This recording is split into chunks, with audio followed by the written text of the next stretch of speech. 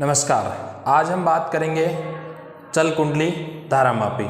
चल कुंडली धारामापी का मतलब यह होता है, चल कुंडली यानी जो कुंडली है वो आपकी मोशन करेगी। ठीक है, कुंडली क्या होती है? कोई एक शाफ्ट होती है, उसमें अपन किसी वायर को लपेट देते हैं। लपेटने के बाद उसका आकार कई प्रकार का हो सकता है। आयताकार हो सकता है, वर्गाकार हो सकता है, वृत्ताकार हो सकता है, कई प्रकार के आकार की होती है। बेलनाकार कुंडली भी होती है, कई सारी है। यहाँ भी उसी तरीके से हम इस्तेमाल करेंगे। तो चल कुंडली मतलब कुंडली में चल, मतलब वो थोड़ा मोशन कर सकती है, उसको मूविंग बोलते हैं इसको। तो वो मोशन कर सकती है या गति कर सकती है, उस कुंडली को बोलते हैं चल कुंडली। और धारामापी का मतलब होता है एक ऐसा यंत्र जो धारा तथा धारा की दिशा, धारा का परिमाण व धारा की दिशा को मापन किया जा सके, यानी जिससे पता कर सके। यानी हम ये कह सकते हैं कि धारामापी एक ऐसा यंत्र है जिससे धारा का परिमाण व धारा की दिशा को ज्ञात किया जा सकता है। ऐसा जो यंत्र होता है उसको अपन क्या बोलते हैं? धारामापी बोलते हैं। ये जो जनरली धारामापी होता है अपने कील-कित वाला अपन उपयोग में लेते हैं। कौन सा लेते हैं? कील-कित धारामापी। ये जो कील-कित धारामापी है ये अपने लेबोरेटरीज, जो अपने लैब होती हैं, आप लोग पढ़ते होंगे तो डेफिनेटली लेबोरेटरीज होंगी आपके स्कूल कैंपस में। तो वहाँ पे आपने देखा होगा कि जो लेबोरेटरीज है वहाँ गैल्वेनोमीटर होता है। वो कैसे शेप में होता है मैं आपको बता दूँ। इस तरीके से होता है और यहाँ एक कोई ये पॉइंटर होता है, यहाँ 0 1 2 3 1 2 3 इस तरीके से लगा होता है, मतलब इस तरीके से सिंबल होता है। इसमें यहाँ कैपिटल G लिखा होता है। ठीक है, अब क्या होता है कि जैसे डायरेक्शन ऑफ करंट चेंज होती है तो इसका जो मोशन है वो भी डायरेक्शन में कभी इधर या कभी लेफ्ट कभी राइट में चेंज हो जाता है। तो इससे तो पता चलता है डायरेक्शन। अब ये अगर 1 को शो कर रहा है, 2 को शो कर रहा है, दैट इज़ द मैग्नीट्यूड। इधर भी 1 2 को शो कर रहा है, दैट इज़ द मैग्नीट्यूड। ये एम्पियर में शो करेगा तो ये इसका मैग्नीट्यूड हो जाएगा, यानी परिमाण हो जाएगा, और दिशा भी हो जाएगी। तो परिमाण व दिशा किसके? धारा के परिमाण व दिशा को ज्ञात करने वाली जो युक्ति होती है या यंत्र होता है उसको अपन बोलते हैं धारामापी। अब यहाँ पे अपन पढ़ रहे हैं जो वो है चल कुंडली धारामापी। तो अब यहाँ से चल कुंडली धारामापी में भी 2 प्रकार के होते हैं। एक होता है सस्पेंडेड, मतलब कि निलंबित कुंडली धारामापी। एक होता है पिवोटेड यानी कील-कित धारामापी। लेकिन अपने जो सिलेबस में है वो कील-कित धारामापी है। क्या है? कील-कित धारामापी। तो हम यहाँ पे जो डिस्कस करने वाले हैं वो क्या करने वाले हैं? कील-कित धारामापी को। तो जो ये कील-कित धारामापी होती है इसमें 2 हॉर्सशू मैग्नेट होती हैं। सर हॉर्सशू कैसे? आप लोगों ने घोड़ा देखा होगा, उसके जो पैर होते हैं उसमें जो नाखून होते हैं उसकी शेप होती है। उस नाखून पर हम क्या करते हैं, एक इस शेप में, यानी इस शेप में एक लोहे का कोई इंस्ट्रूमेंट, लोहे का कोई मतलब कहते हैं ना कि पतली परत ले लेते हैं और उसको वहाँ पे लगा देते हैं उसके पैर पे। तो इसको बोलते हैं हॉर्सशू, यानी घोड़े के जूते, एक तरह से अपन ये कह सकते हैं। इसकी जो शेप होती है इस तरीके से होती है। मान लीजिए एक दूसरा और लगाएंगे हम यहाँ पे, उसकी जो शेप होगी वो भी इस तरीके से होगी। कहने का मतलब ये हमारे 2 ध्रुव हो गए चुंबक के। क्या हो गए? 2 हमारे क्या हो गए? ये चुंबक के ध्रुव हो गए। और इनके बीचों बीच में एक कुंडली होती है हमारी, इसको अपन कुंडली बोलते हैं। हमेशा ध्यान रखना है ये जो दोनों ध्रुव होंगे इसमें चुंबकीय क्षेत्र हमेशा इस कुंडली के लंबवत होगा, यानी इस चुंबकीय क्षेत्र जो होगा हमेशा इस कुंडली क्या होगा?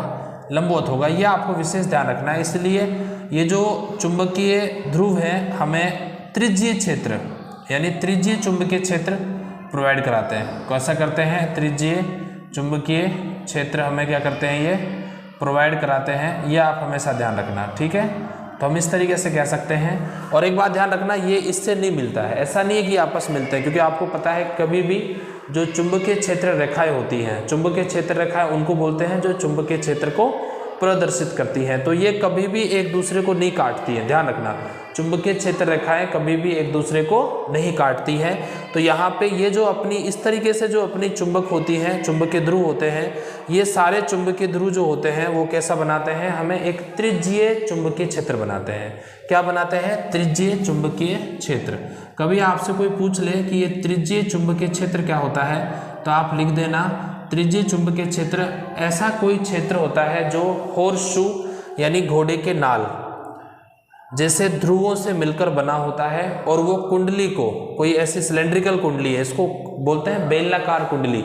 ये नीचे बहुत बड़ी है, ये तो एक हिस्सा आपको दिखाई दे रहा है। बेलनाकार कुंडली के प्रत्येक भाग पर चुंबकीय क्षेत्र जो होता है वो क्या होता है, लंबवत होता है। प्रत्येक भाग से चुंबकीय क्षेत्र क्या होता है, लंबवत होता है। और प्रत्येक भाग से अगर चुंबकीय क्षेत्र आपका लंबवत होता है तो आप समझते हो कि वहां चुंबकीय क्षेत्र का मान अधिकतम प्राप्त होता है। तो त्रिज्यीय चुंबकीय क्षेत्र वह क्षेत्र होता है जो अधिकतम चुंबकीय क्षेत्र हमें मिलता है, प्रदर्शित करता है। यानी और ये अधिकतम चुंबकीय क्षेत्र कैसे मिलेगा, क्योंकि हमारे ये घोड़े की नाल की जैसी चुंबकीय ध्रुव हैं, अब इनसे हमेशा ही कुंडली के लंबवत होंगे। और आपको पता है कि यहाँ पे साइन थीटा आता है चुंबकीय क्षेत्र के फॉर्मूले में, और अगर थीटा का मान हम 90 डिग्री कर देते हैं तो हमें अधिकतम मान प्राप्त होता है। इसलिए त्रिज्यीय चुंबकीय क्षेत्र का मतलब है कि अधिकतम चुंबकीय क्षेत्र प्राप्त होना। क्या है, अधिकतम, लिख सकते हैं हम यहाँ पे, अधिकतम चुंबकीय क्षेत्र प्राप्त होना। ये किससे होगा भाई, ये आप ध्यान रखना हमेशा, त्रिज्यीय क्षेत्र ऐसे बनता है। और मैंने आपको बता दिया त्रिज्यीय क्षेत्र कैसे बनता है, ठीक है। अब इसमें हम क्या करते हैं, यहाँ पे एक हमारा पैमाना लगा होता है, इसको अपन पैमाना बोल देंगे, स्केल बोलते हैं अंग्रेजी में इसको, आप सब जानते हैं। इसमें 4 के बाद एक बड़ी लाइन आती है, वैसे हम यहाँ पे शो करेंगे, ठीक है। तो कोई रह भी जाए तो आप उसको देख लेना ध्यान से, ठीक है। ये क्या हो गया, आपका एक पैमाना हो गया। और हम इससे जुड़ा हुआ एक यहाँ पे क्या लगा देंगे, पॉइंटर। ये जो पॉइंटर, इसको बोलते हैं संकेत। क्या बोलते हैं इसको, संकेत बोलते हैं। सर ये संकेत का मतलब क्या होता है, तो मैं ये कह दूं कि जैसे जैसे कुंडली आपकी घूमेगी, जैसे जैसे कुंडली आपकी घूमेगी वैसे वैसे इसके साथ संकेत भी घूमेगा। और ये संकेत घूमेगा तो ये हमें बताएगा कि हमें अभी विद्युत धारा का परिमाण क्या है, ठीक है। परिमाण क्या है, तो इसको संकेत, और ये हो गया आपका पैमाना। इसको क्या बोल देंगे अपन, पैमाना बोल देंगे। अब ये जो है आपकी कुंडली, ये घूमेगी, तो अपन क्या करते हैं, इस कुंडली को इस तरीके शो कर सकते हैं कि ये किसका भाग नीचे वाला है और एक इसका भाग क्या है, ऊपर वाला है। तो एक तरफ डॉट लगा दो, क्रॉस डॉट समझते हो, ताकि हम ये जो लाइन है ना, ये प्रदर्शित करती है कि ये एक बेलनाकार है, मतलब जो ये ऐसे है इस तरीके से। लेकिन इसका चेहरा केवल आपको ये वाला दिखाई दे रहा है, बाकी ये वाला हिस्सा इसके पीछे है जो कि आपको दिखाई नहीं दे रहा है।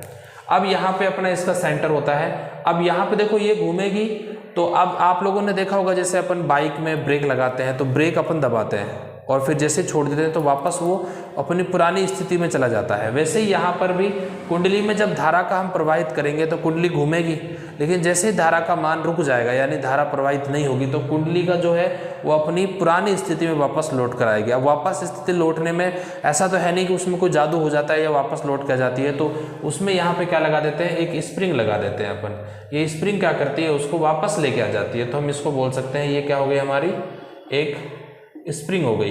ये स्प्रिंग क्या करेगी, जैसे आप इसको मोशन कराओगे तो ये स्प्रिंग उसके साथ इसमें एक टॉर्क प्रोड्यूस होता है, यानी इसमें एक बलागुण उत्पन्न होता है। वो बलागुण क्या करता है, जैसे ही धारा खत्म हो जाती है तो कुंडली को अपनी प्रारंभिक स्थिति में लेकर चला जाता है। क्या करता है, कुंडली को अपनी प्रारंभिक स्थिति में लेकर चला जाता है, ठीक है।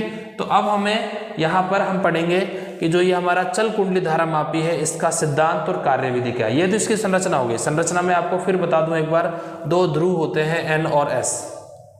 इसके साथ में अगर आपको नोट्स चाहिए तो आप हमारे टेलीग्राम चैनल को सब्सक्राइब कर लीजिएगा। वहाँ पे आपको सारे जो चैप्टर्स हैं उनके नोट्स अवेलेबल हैं, और अवेलेबल नहीं भी हों तो आप मुझे वहाँ पे मैसेज कर देना, जो भी आपको रिक्वायरमेंट होगी मैं आपको वहाँ पे प्रोवाइड करा दूंगा, ठीक है। उसका टेलीग्राम का लिंक डिस्क्रिप्शन में गिवन है। अगर इस वीडियो के डिस्क्रिप्शन में नहीं मिले तो किसी दूसरी वीडियो के डिस्क्रिप्शन में देख लेना, जरूर कहीं ना कहीं आपको मिल जाएगा, ठीक है।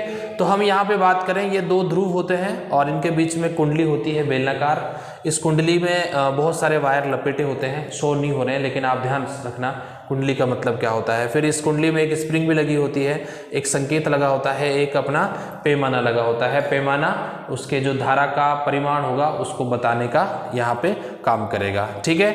अब ये स्प्रिंग जो है इस कुंडली को प्रारंभिक स्थिति में लाने का प्रयास करेगी। तो सबसे पहले अब इसके हम सिद्धांत और कार्यविधि को देखते हैं। सिद्धांत और कार्यविधि में क्या है, ये आप हमेशा ध्यान रखना। इसका जो मेन इंपॉर्टेंट पार्ट है ना वो यही है। हम क्या देखेंगे यहाँ पे, सिद्धांत और इसकी कार्यविधि को यहाँ पे हम देखेंगे, तो आप ये हमेशा ध्यान रखना। अब सबसे पहले क्या है कि जब हम इसमें कोई विद्युत धारा प्रवाहित करते हैं तो आप सब जानते हो, जब कुंडली में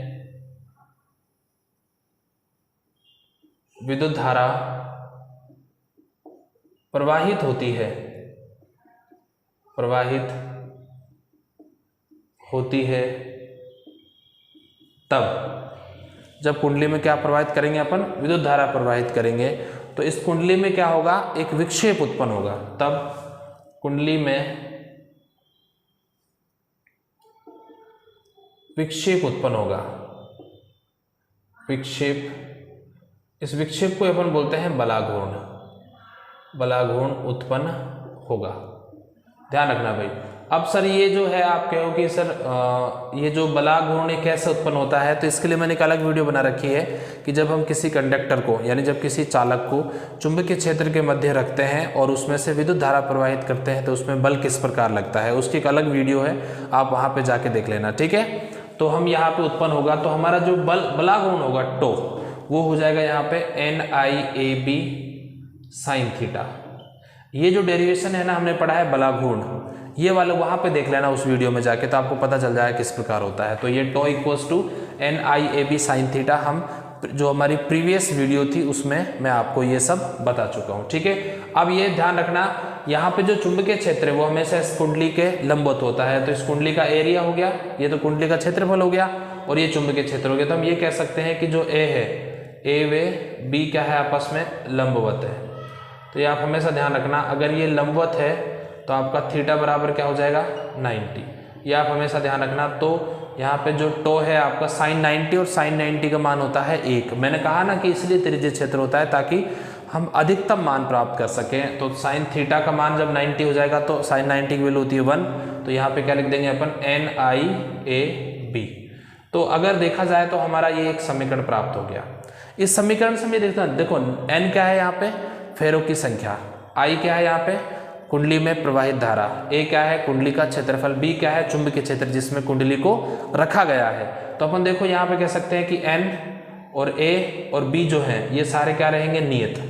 नियत कैसे रहेंगे भाई, देखो इसमें चुंबकीय क्षेत्र भाई ध्रुव लगा दिए अपन ने, तो चुंबकीय क्षेत्र फिक्स हो गया और साथ में इसका क्षेत्रफल, कुंडली का क्षेत्रफल भी फिक्स हो गया और इसमें फेरों की संख्या भी इसकी क्या हो गई, फिक्स हो गई। ऐसे थोड़ी कि भाई अपन धारा मापे के अंदर जाके फेरों की संख्या बदल देंगे, ऐसा हम कभी नहीं करेंगे। तो हम ध्यान रखना यहाँ पे NAB को अगर अपन नियत मान लें तो यहाँ पे अपन कह सकते हैं कि टो समानुपाती I। इस सूत्र से, इस समीकरण से हमें यह प्राप्त होता है कि जितना ज्यादा धारा हम कुंडली में प्रवाहित करेंगे उतना ही अधिक यहाँ पे क्या उत्पन्न होगा, बलाघूर्ण होगा। ध्यान रखना हमेशा, जितनी ज्यादा धारा हम कुंडली में प्रवाहित करेंगे उतना ही क्या होगा, यहाँ पे बलाघूर्ण उत्पन्न होगा, ठीक है। ये जो बलाघूर्ण है ना ये डिफ्लेक्शन वाला है, तो हम यहाँ पे इसलिए इसको DEF लिख दूंगा मैं, डिफ्लेक्शन। ये कौन सा है, डिफ्लेक्शन, जैसे विक्षेप उत्पन्न हो रहा है DEF, डिफ्लेक्शन, और डिफ्लेक्शन को हिंदी में बोलते हैं विक्षेप, ठीक है। तो ये डिफ्लेक्शन वाला हो गया, इक्वेशन फर्स्ट हमें मिल गई। अब हम क्या करते हैं, जैसे जैसे देखो, जैसे इसमें धारा उत्पन्न करी आपने, धारा प्रवाहित करी तो एक टॉर्क प्रोड्यूस हुआ। अब ये टॉर्क प्रोड्यूस हुआ मतलब आपका जो ये कुंडली है घूमा तो संकेत अपना इधर गया, या फिर अगर इधर घूमेगा तो इधर चला जाएगा। इसका मतलब ये हुआ कि जब ये इधर कुंडली जा रही है तो इधर, या संकेत इधर जा रहा है या फिर इधर जा रहा है, इसका मतलब कुंडली घूम रही है। अब कुंडली में मान लो अपन धारा को रोक दें, धारा को रोक दें तो ये कुंडली अपनी पुरानी जो प्रारंभिक अवस्था थी उसमें लौटेगी। अब उसमें लौटने के लिए कोई ना कोई तो यहाँ पे फिर एक टॉर्क और काम कर रहा होगा। अब हमेशा ध्यान रखना, जब इसमें आप धारा प्रवाहित कर रहे थे, जब ये कुंडली घूमने का प्रयास कर रही थी तो एक टॉर्क स्प्रिंग में भी प्रोड्यूस हो रहा था। एक टॉर्क आपका किस में प्रोड्यूस हो रहा था, स्प्रिंग में, यानी एक बलाघूर्ण आपका स्प्रिंग में भी मतलब उत्पन्न हो रहा था। तो उसको बोलते हैं अपन काउंटर टॉर्क। क्या बोलते हैं उसको अपन, काउंटर टॉर्क, यानी एक ऐसा बलाघूर्ण जो इस कुंडली के घूर्णन का विरोध करे। अब विरोध करेगा, अब जितना ज्यादा विरोध होगा उतना वापस उसको वहीं लेके आ जाएगा। तो कहने का मतलब उसमें एक टॉर्क और होता है, आप ध्यान रखना, इसमें मैं यहाँ पे लिख देता हूं, जब कुंडली में धारा प्रवाहित होती है तब कुंडली से जुड़ी स्प्रिंग में भी एक बलाघूर्ण उत्पन्न होता है, बलाघूर्ण उत्पन्न होता है। ये आप हमेशा ध्यान रखना भाई। मैंने क्या कहा कि जब एक कुंडली में अपन क्या करेंगे, धारा प्रवाहित करेंगे, तो कुंडली से जुड़ी हुई जो आपकी स्प्रिंग होगी उसमें भी क्या होगा, एक बला गुण उत्पन्न होगा। उसको बोलते हैं काउंटर टॉर्क। सी मतलब काउंटर, टॉ मतलब टॉर्क, हिंदी में बोलते हैं इसको बला गुण, टॉर्क को, ठीक है। और काउंटर को भी अपन ये बोल सकते हैं कि उसका विपरीत, प्रत्यानयन बोल सकते हैं अपन इसको, ठीक है। ये जो होता है काउंटर टॉर्क, ये किसके बराबर होता है, ये स्प्रिंग कांस्टेंट और जो डिफ्लेक्शन हुआ है, डिफ्लेक्शन को यहाँ फाई से रिप्रेजेंट करेंगे, तो के फाई। अब ध्यान रखना, ये जो फाई है इसको बोल देंगे अपन यहाँ पे विक्षेप। ये तो हो गया आपका विक्षेप। के हो गया यहाँ पे स्प्रिंग नियतांक, क्या बोल देंगे इसको, स्प्रिंग नियतांक, ठीक है। और टॉसी हो गया यहाँ पे प्रत्यानयन बल भी बोल सकते हो आप इसको, प्रत्यानयन बलागुण, ठीक है। अब के इसमें जो है वो समानुपाती नियतांक होता है, नियतांक है, तो अपन इसको ऐसे बोल सकते हैं टॉसी समानुपाती फाई। वैसे समीकरण 2 तो ये है, पर यहाँ पे क्या बोल सकते हैं कि अगर अपन के को नियतांक की बात करें तो यहाँ पे क्या आ जाएगा आपका टॉसी समानुपाती फाई, यानी फाई जितना विक्षेप उत्पन्न होगा उतना ही क्या होगा यहाँ पे काउंटर टॉर्क होगा। हम यहाँ से कह सकते हैं कि जितना इसमें विक्षेप उत्पन्न होगा उतना ही क्या होगा यहाँ पे काउंटर टॉर्क होगा। अब समीकरण वे 1 व 2 जो है, देखो जब आपने इसमें कुंडली में धारा उत्पन्न की तो इसमें घूर्णन उत्पन्न हुआ, यानी ये समीकरण मिली। ये समीकरण तभी मिली जब इसमें ये मिली तो इसमें कुंडली में टॉर्क उत्पन्न हुआ, यानी ये तब हुआ तो ही ये हमें मिला।